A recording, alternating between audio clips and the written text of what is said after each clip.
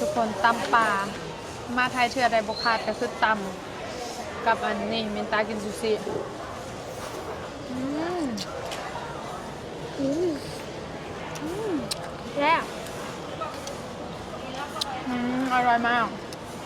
อร่อยมาก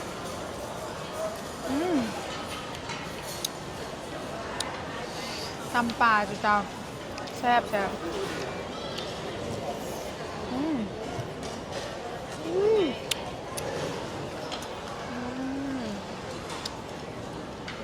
ใช่ปะ ก็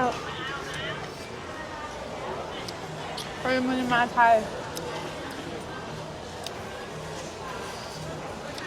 พาเมนตามากินข้าวอยู่ไทยอยู่โรตัสทุกคนโรตัสน้องคาย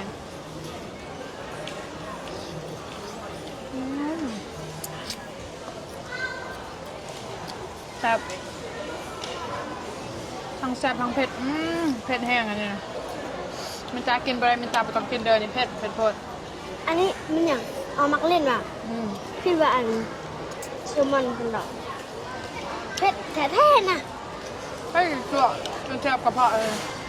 แซ่บกระเพาะ ใครนะถ้ามันจะกินนะกินเผ็ดแบบสี่คำเดียวกับอะไรเดี๋ยวนี้ฉันกินได้คือพายที่มากินเผ็ดจังสิเนาะกินเผ็ดกินเค็มไปอยากให้แซ่บกระเพาะก่อนกินนะต้องกินอันนี้เลยเด้อเคี่ยวเคียนเย็นเลยซีเมททุกครั้งที่เจ็บหรือซีเมทเซาแรงพายมักเจ็บกระเพาะก็คือกินตัวนี้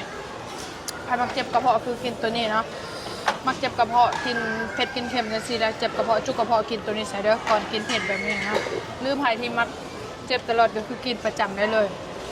แล้วก็นี่กินตำใครที่อาการตกข่าวเนาะ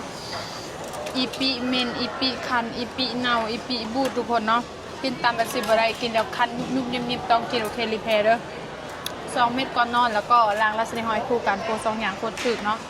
ฟังไทยฟังลาวมีความทรงอร่อยมาก แล้วนี่ก็คือกุ้งแซ่น้ำปลาบอกกุ้งดองเนาะ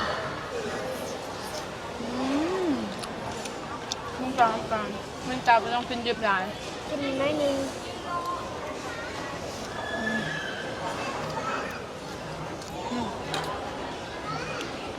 แซ่บมากคนแซลมอนชิมกัน